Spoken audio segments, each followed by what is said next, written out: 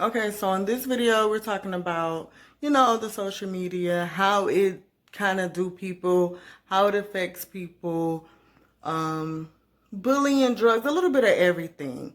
But mainly what we want all the parents to do is sit down, have a talk with your kids, let them know you understand things and that everybody go through it. It's not just the youth, it's not just a particular type of a person. We all go through things, but we can talk about them. We could get different ideas. We could find solutions to these things. We don't have to sit and endure pain. So down in the description box, you will see, different things. The link is going to be down below. My sister's page and my page, along with other resources that you could use if you do face certain things like maybe financial or food assistance, anything. Just call those numbers down below. Okay guys, we're back again with another video, and this video is very different. But before I start, I have my really good friend Jen and Juice, love her to death, and then I have my sister Neek here, and we're going to be talking about bullying, suicide, and just drugs. Now I'm going to ask a couple of questions, and you guys are just going to hear what we got to say about it. So, Neek, what did you feel about, not what, but how did you feel about Bobby? Christina, do you feel like that was a drug overdose or suicide from her missing her mom? I mean, I think that it could have went either way. I mean, I know they put it out that it was a drug overdose, but it is a coincidence that she died pretty much the exact same way that her mom did, in such a short period of time. So, I mean, when you really think about it, it could have been, a suicide attempt or whatever. But, being that it was, seeing her mom died from, being high or, having that overdose or whatever and getting in the water. And, she saw like, okay, that's a way that I can, do this and it don't have to look like a suicide. Mm-hmm. But, I mean, I can't say for that. I really don't know. I mean, so when do you feel like took her over the edge? Like, I hear people saying, the missing of the mom, or no, she already was on drugs, so it kind of just... I think she always had those issues. I think, living in that type of family with, her mom and dad. I think her dad was the majority of her life. I think he eventually got himself together, like, later on. But, seeing that, and I think the mom allowing, like, okay, well, you can do drugs in the house because it's a safe place and you don't have to be out in the streets doing this, that, and the third. And I think that kind of opened up a door, rather it just stemmed from, like, okay, just wanting to party and just whatever. But it don't seem like, to me, she had no real friends. It just seemed like it was her and her mom. So when her mom died, I think that's what really pushed her over the edge to just, spiraling out of control and maybe doing more drugs, whether it was a suicide, I don't know, or whether it was just like an overdose, a mixture of too much. Because, somebody like that, it seemed like she lost her mom and her best friend at the same time. Yeah, I agree. And, two, before all this even happened, with Whitney Houston dying, so we got to really, think about, before she did anything, you have to hear people constantly saying on the radio, she died over a drug overdose, Whitney this, and that does play, especially when you're a child, because you don't want nobody talking about, your mom. Now, Jen, I wanted to ask you something. Do you think, like with Bobby, I've heard so many people say sometimes they try things out to try it, and then some people try things out, because something happened in their life, so they don't want to feel no type of a way. Do you think, like, for her, like, this was just, I'm around it, I just want to try it out, you know, like, I'm just trying this out to see how it is, but it just had a very bad ending. How do you feel about it? Yes, I do think that she was heavily influenced by it because it was something that was around her probably every day. I think it's just one of those things where if you grew up with an alcoholic as a father or a mother, you either grow up to be an alcoholic yourself or you grow up to be someone who never touches liquor at all. I do feel like that's probably the road that she took. And even in her death, to me, something felt like she was trying to get close to her mom even in death by the way that she chose. And I'm not going to say chose because I don't know if she chose to go out that way. We still don't know if it was really like a suicide. But even for her to be in that position, knowing that her mom had died in that exact same position, I don't think someone would willingly put themselves in that same position if they weren't trying to reenact something, or maybe she wanted to see how her mom felt in the situation. I'm not really sure what it was, but something about that is very, like, it's too coincidental for me to be just not done on purpose. Everything about that was thought of to me. Yeah. Nothing was done on accident.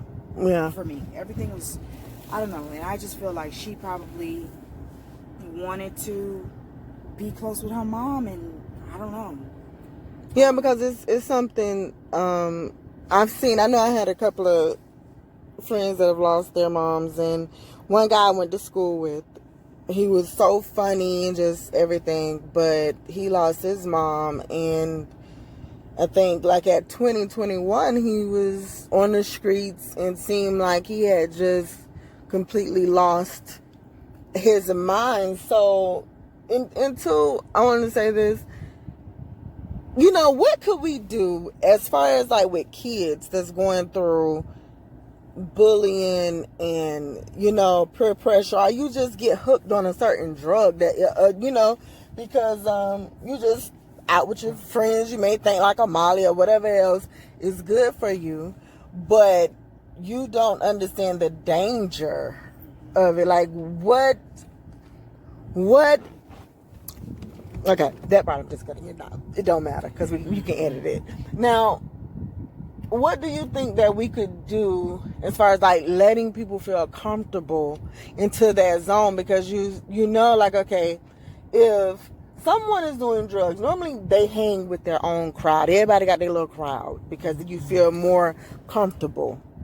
What can we do to start some type of awareness trend to say, okay, listen, it's okay if you do something and we could see that you need help with it. You may don't know where to go or what we could do. I think there's a lot of that where you have that where people can, you know, you have counselors, you have places that's available, you have family members and friends, you know, that might try to intervene and say, hey, listen, I'm going to have an intervention with you and I want to be able to, you know, I want to let you know that I can help you in more ways than just, okay, giving you money when you ask for it or giving you this when you ask for it, but I want to be able to help you, you know, get that help. Because some people don't realize that, you know, that's available to them, or you're willing to take that step. But it's about, you know, the people being able to recognize that they have, you know, an issue, which I would consider it a disease. You know, they recognize that they have a disease and they need, you know, help with it, and they need to get that healing, you know, whether through therapy or, you know, through rehab or whatever it is, both. And, you know, fighting those demons that's inside to see, like, okay, what happened that you're trying to block out. Yeah. If there's anything, you know what I'm saying? Because I don't think, you know, people just drank and like that for no reason. I don't think people get on drugs like that for no reason. I think a lot of people do struggle with suicidal thoughts and, you know, all type of things. And I just think that, you know, just having those conversations, and I think it starts from home. I think it's noticing, you know, when your children are acting different, or noticing when your friends are acting different, noticing when people become more distant, and kind of putting yourself out there like, hey, is it something that has happened or something that you're going through that you would like to have like to talk, and just letting the person know like, okay, look, this is a safe place. You can talk to me, you know, about whatever it is. But it's about letting that person feel comfortable enough to open up to you in such a vulnerable, you know, state. But I think that's easier said than done, because we live in a society that is so sensitive. So you may have people that's very close to you but can't come to you in a caring way, or, you know, whatever, just because they're scared of offending you or saying something to you, and you may not, you know, respond in the way that they think is best or whatever. It's just, I think it takes more for people to approach things. And I think as a society, we are trained really to brush things under the rug almost. It's almost like, if I don't talk about it, then, you know, it's not going on. Or if we don't talk about it as a family, then, you know, as long as we get together and we smile and we kiki together, then, you know, we're just going to ignore this elephant in the room. I think a lot of people weren't raised with, you know, the equipment necessary to literally sit down and talk to their kids. They don't know how, because they weren't sat down and talked to. You know what I'm saying? A lot of people don't know how to do that. So it goes on until, you know, maybe it's past the point of retrieval, I guess, for lack of better words. It's past the point of like, okay, let's try to rein this in. And, you know, now the whole family is at an impasse, and you really can't do anything except throw your hands up and hope that your loved one, you know, comes back. And really at that point, I mean, statistically, once a person is past a certain point and they don't have that intervention, you can just count them as lost. And do y'all feel like it's more of like that type of issue is more so with the black community? Because I've seen, you know, with white people, they're open to the conversation. They know about mental illnesses. They know about, you know, the stress and the pressure of anxiety. They've been talking about it since forever. I mean, when I was 15, 16, I only heard of like my white friends, whatever, taking Xanax. You know, around that time, it was for like to calm their nerves or calm them from having like bad depression. It was already on pills when I was a teenager, and I had never heard of like no black kids dealing with anything like that. And if you did, it was like, oh, you got to get that devil up out your head. That's everything was a demonic spirit. Everything was like, you know, it sounds ignorant now, but it was like that's what it was. Like if you thinking like that, you know, oh well, you kill yourself. You know, and it'll come back from that. That's the only thing you can't be forgiven for. Yeah, everything went back to the Bible. It was never nothing where it's like, okay, I'm living day to day. You get what I'm saying? Like, I need you to help me with some tools that's, you know, it's not going to be always, you know, the Bible.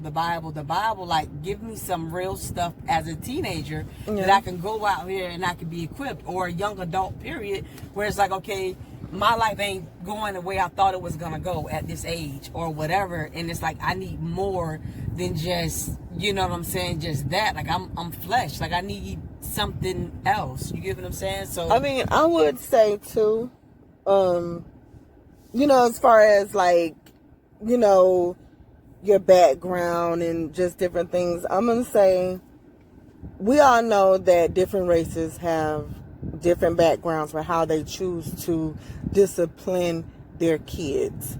Now, for African Americans, we know, like, if you do something, you finna get it. That belt is gonna just bring out everything that you got up in you and out of you. And then we know, like, you know, with the white people, you know, has always been talking. They're not going to hit. Listen, let's talk about it, okay? Mm-hmm. We're noticing, make sure, but yeah, we'll just talk about it. But at the same time, they do have, starting at a very early age, their kids is on a bunch of stuff. Mm-hmm. Now the difference is, and I think, now too, there's different drugs that sometimes the parents don't even know about. Like, if you're not watching freaking TV or you're not into the music to know, like, these kids are doing things with these gummy bears and gummy worms. You think that they're just taking a gummy, sitting there right in front of your face, and then went somewhere and it just got some gummy candy. That's a drug. I was watching this lady. She was talking about her daughter. I guess some guys at the school had this gummy stuff, and her daughter never did anything, thinking like, oh, it's nothing. She started to vomit because she ended up taking like 15 of them. Wow. And she got very sick, and they had to rush her to the hospital.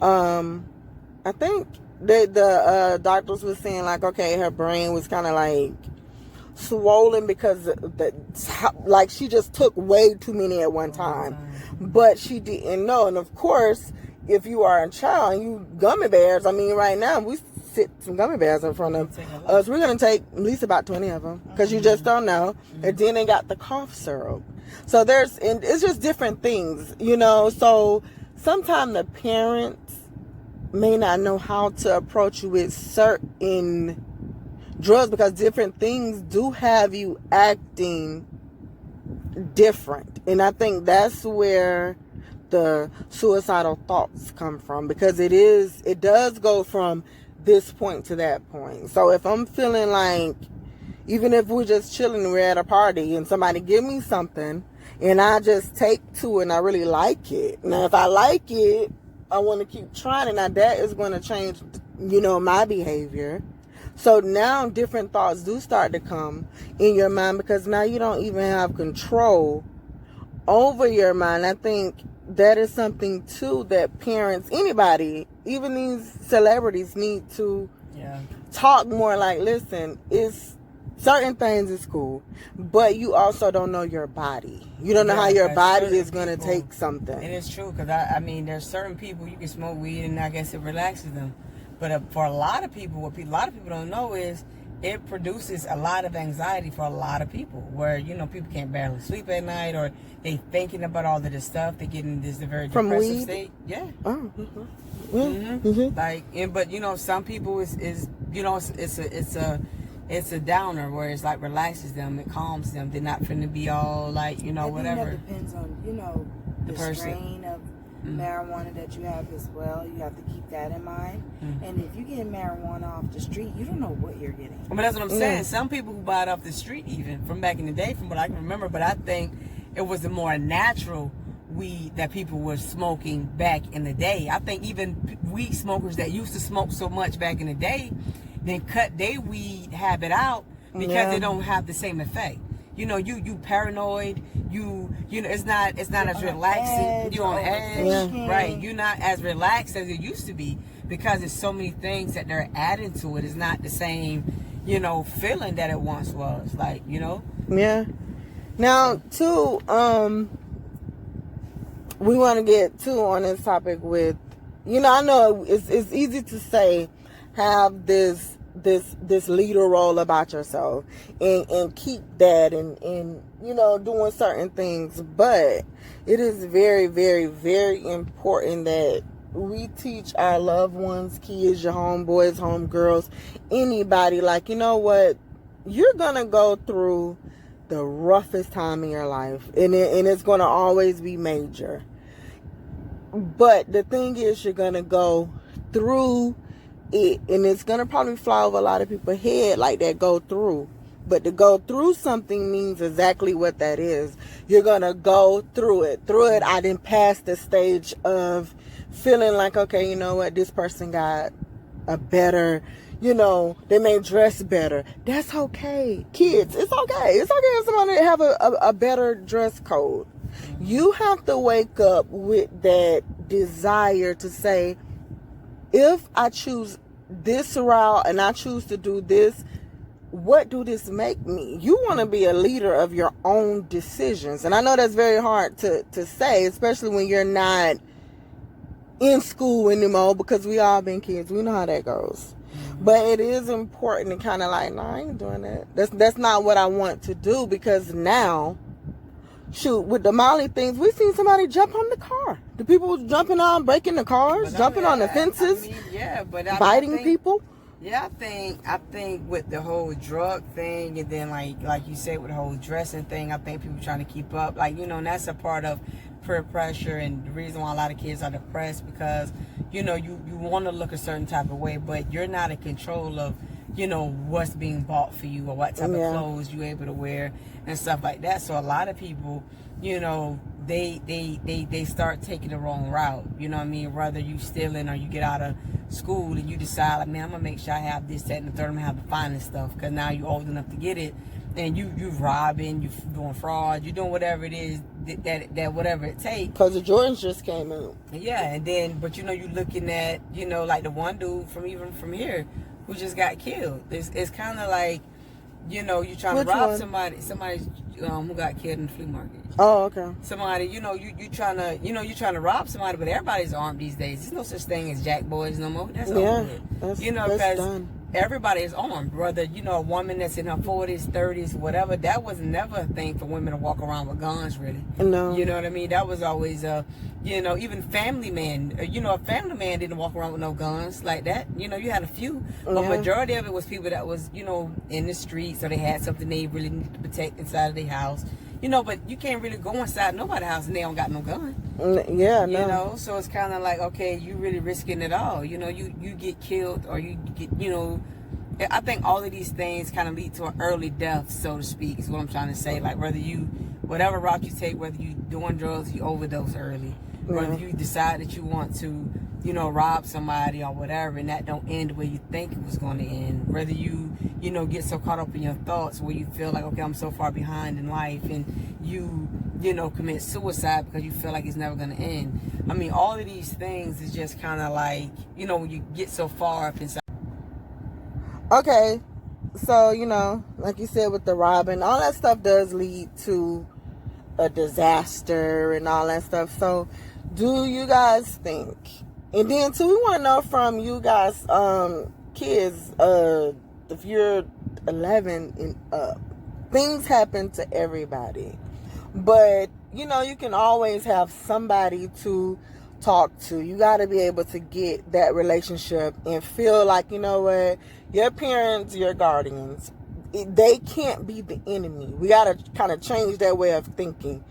If you guys could stop thinking like, I'm going to get in trouble, you can feel safe with going to your parents with certain things. And parents, if you could feel like, stop thinking you was born 50 and, like your child is just whatever. So you explode off everything where they don't feel comfortable, because we have to stop allowing social media, friends, bad influences to raise and kill our kids over, like we're not even involved. What I'm saying, we're not involved, meaning like we don't see the changes in them, and we got to see it first, and we have to also continue to talk to them.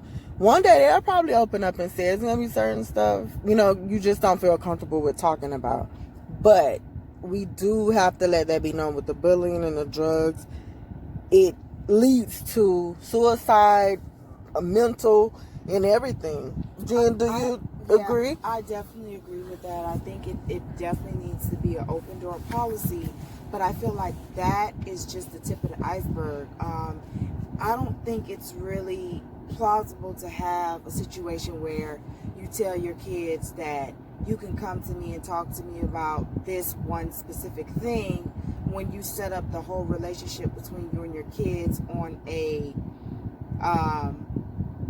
yelling basis or something like that, where they're scared to come to you any other time for any other thing but this. You can come to me about this. Yeah. You know what I'm saying? I think it needs to be something all around where we change the dynamic between parent and child.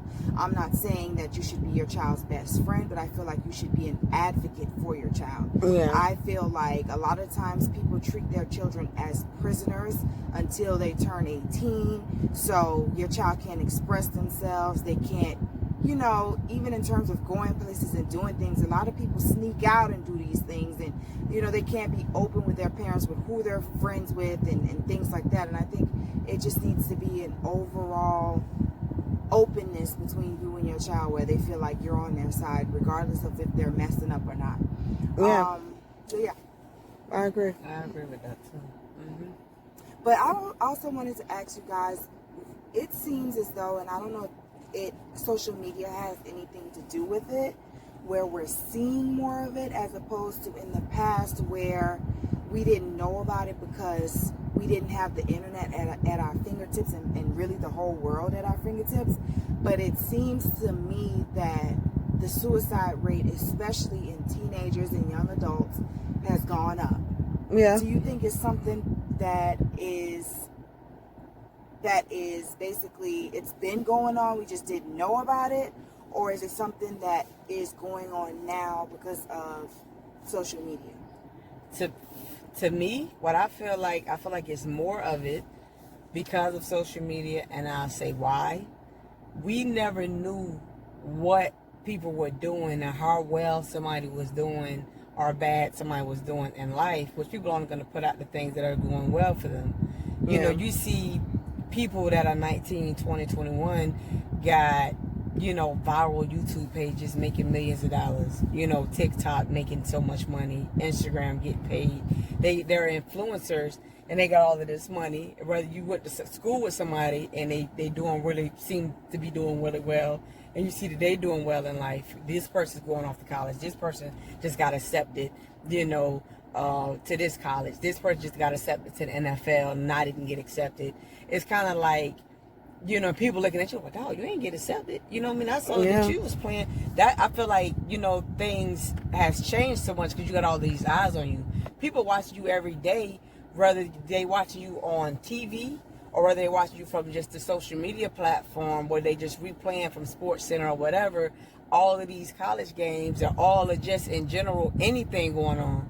So I think with teenagers and young adults, I think seeing things and comparing yourself all the time, I think that's kind of like, okay, I'm not doing what I'm supposed to be doing, or I didn't make it but this person made it, or why did this person, you know, get into this school and I didn't, or why this person able to get this job but I'm not, I'm still doing this.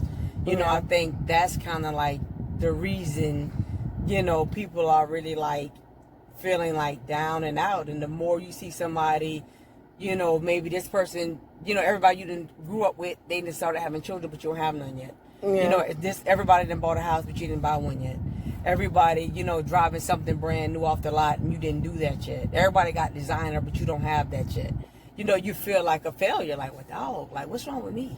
Like, you know what I'm saying? So I think that has a lot to do with it. And these platforms with all these social medias is basically, it's like a competition, and it's making you feel too, if you on Facebook, if you post something and nobody barely likes it, you're gonna probably take that away. You know, if on Instagram, if you don't look a certain way, then okay. And then you got YouTube. If you post something on YouTube, you darn near need a couple of thousands of views and likes to feel accepted, because basically, if you do not, you're kind of like out the door there. And so it's kind of trying to say, okay, you know what, we're separating the popular from the regular to the hashtag you suck. You just said something important. So like what Jen was saying, do you feel like it's more of like what, you know, like the teenagers and whatever? I think it's like how you just said, like, you know, are you popular or are you not? I think it's making everybody go through high school every year, you know, with the popular group. Are you popular or are you not popular? Are you well off or are you not? You know, and it's kind of like you're constantly dealing with that, where it's like, okay, most people after high school, you don't have to deal with that no more. You know? But you The do. whole world is in high school at this point. Yeah, exactly. And now you're looking at judging your body. I mean, you look on that Love and Hip Hop. I cannot say when Jocelyn first came, you know, Love Him, I thought this girl was the baddest chick in the world. She's still pretty. She's just pretty. Her body was banging. I'm like, okay, I don't know where she got that from, and I don't care where she got it from, but I freaking want it. So now you're gonna see people. I see people, they got bigger butts. You see people, they're light skinned. You got the other people got long hair. You got white girls acting black. And I'm not saying there ain't no way because whoa, Vicky. I'm just saying we're saying like how people feel like they gotta change because of what they see. And I guess when you are a certain age, you can't handle that kind of pressure because you know, like, okay, this is where I'm supposed to fit into this bracket. I don't, you know, I'm a certain age. There's no way you're gonna catch me off guard because I got to be on point all the time. I got to get money. Which back in the day, you're like 19 or 20 something. You basically was broke. You didn't have money. Now you 19 and 20, you don't have something. It's almost like comparing a 40-year-old. By that age, you should have a house, credit, and everything. Yeah, you got your own spot. You ain't even you got no a 2-door fast car, something. Like now, you know. So what's your income? You ain't bringing in $4,000, and it's like, wait, you know, it's more pressure this time around than what it was when we was, because we already knew. And you know, hey, it's definitely different. Yeah, everybody, people not even looking for, even if you get a good job, you feel like a loser. Like, you know what I mean? It's Whoa. like, well, dang, you know, because you feel like, you know, you're looking at people that's waking up doing what they want to do every day. People going and getting up, going for their runs. You know, they get. And I feel like people too are criticized for having jobs now because you're not a CEO or you're not an entrepreneur or you're working for, you know, you're working for the, you know, some type of boss. You know. And then you know, got people constantly, like the people that do got something, yeah, you know, the little workers at Chick-fil-A. Right. And it's like, well, wait, hold up. Candy said that. Yeah. Yeah, the little workers that do like, no, because I know, don't they supposed to say, yeah, like, okay, of course. And I was still like, okay, so what are you talking about, Candy? Like, do you just want to be on TV? Like, what is it? So. Almost. Yeah, and guys, listen, we're talking, we're laughing, we're doing this, but we're talking about serious things. It doesn't matter, because here, what we want you guys to do is to understand, like, this is the conversation that you will to have, that you want to hear, and while you're on break, going driving, doing anything. We're getting ready to, because we don't want it to be But no, too I also long, wanted to talk about something else too. When Cynthia said the thing about the YouTube, where if you're not out the gate getting thousands of views, it's like you don't even need to be doing this. And I feel like they say we are the microwave generation because we want everything so fast and right away. But this generation right now, like these 2000 babies and stuff that's like 19 and 20 right now, if there was something faster than a microwave, then they would be that. Because you don't see the hard work and the failures that people go through. You only see the success. So when you're failing, you just want to give up and you feel all bad about it yourself and what you're able to do and things like that, because you feel like, okay, this person just came out and they have all of this stuff and I don't have it, and I'm doing this and I thought I was doing everything right, and what am I doing? You beat yourself up because you know, these people don't show the bad side. And I feel like if you are an influencer or if you are a YouTuber, I feel like, you know, which a lot of them are starting to do now, but I feel like you owe your audience that rawness, and you owe them that, okay, this didn't happen overnight. This is what I had to go through, and I still struggle in these ways right now, being in the position that I'm in, so that people can get a accurate grasp of what it takes, or, you know, something not to make them feel, you know, bad about themselves, because they just like a Pop-Tart. You didn't just pop up and everything was just, you know. Like, there was just a hit, like that. Yeah. And two, you know, like what you just said, which makes, that's one of the reasons too why I do love this one YouTube couple, Lily and Grams. Regardless of what goes on, they tell you how to, you know how to get things. They give you these motivational speeches. They're still regular, but they tell you how they got whatever, and they're constantly trying to give that back. And I think too, guys, before we do end this, you can love the crap out of any artist or whoever it is that you do love, but make sure too that some of even if you're a child, I understand y'all just like whatever is goofy and crazy and fighting and drama and all the kissing and sex and challenges. We understand, we like that stuff too, but just try to sometimes see, do they say anything positive? Like, I be so concerned sometimes too, like with how things are going with everybody saying, okay, you know what, I'm gonna just be a YouTube celebrity star or whatever. How many people in our youth gonna be doctors and have something? Like, are we just raising a bunch of dummies? And I'm not saying that in no type of a way, but I'm saying like with the skills. Like, but you gotta think you know, about it though, Sid. Think about it, right? You go to school for 6 to 10 years, right? Whether you're going to be a nurse, whether you're going to be in something like a doctor or anything like that, that stuff takes time, right? Yeah. And for you to get out of there, for one, you're going to have a whole bunch of debt, and then you're going to be making, not to deter anybody who wants to do this now, I'm just giving you an example, the reason why some people are taking another route. Yeah. You know, you do all of that to make $100,000, you know, or a little over, or maybe a little under $100,000, right? But that's like the base, right? Around that price range, where these people are getting that in the month, yeah, if not more for some people. Then you doing, you know, you getting, you know, where people are sending you things and they're paying you to advertise it on your channel, you know. So it's just, there's so many different reasons why people don't want that route. You know, it's not that, because you gotta think about it, how many people are gonna, because even our generation, people in their 20s, people in their 30s, people in their 40s, people whatever, even if they did go to school and they did do something, they do have a career, people are trying to get out of that career because people want the freedom of having that time.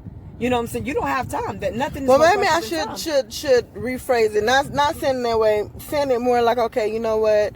When certain things come to you, I think that your character is broken down and you can sometimes act like the biggest donkey in the room. Mm-hmm. Versus if you went through a little something, or you just know, like, okay, I know how some people act, or I know how it is, and this is the way I'm choosing. Like, I'm not just this, you know, YouTuber that's making so much of money where, you know what, I really can care less about certain. You don't have that in you, and I think character lacks in a lot of people, even adults. Like, you just can't lose it. That's what I was trying to say. Not saying it like, okay, you're gonna be dumb or anything like that. Nah, not like that. But just trying to say, like, don't get to a point you're so young. Shoot, you just feel like, shoot, I can disrespect anybody. Listen, I got the money. I'm driving a Tesla. You're driving a Lexus. Okay, we're gonna end it because I feel like we're going on the 10. It doesn't matter, but we listen. And this is but this is the inside, and anything that we say would never ever be edited. Ever. It's not going to be edited. This is just what's going to make us so different. Because that is. I would just want you guys to know that. But we're leaving in, please, all the descriptions is going to be down below. My sisters, they do have their channel. What is it? Neek and Jen, Jenn&neek. Neek and Jen. Yeah, Neek and Jen is going to be down in the description. Yeah, down in the description. And guys, also, you could check down below in the description where if you do go on my link, I have the Tube Buddy, and it's going to show you if you are interested in becoming a YouTube creator, different keywords, different points, different things that you need to do to promote your channel. It's really good. Hit my link. You're going to get that discount.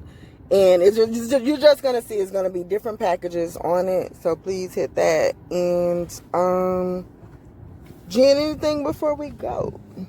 Stay positive, be yourself, and ignore everything you see on social media. Absolute. Yeah.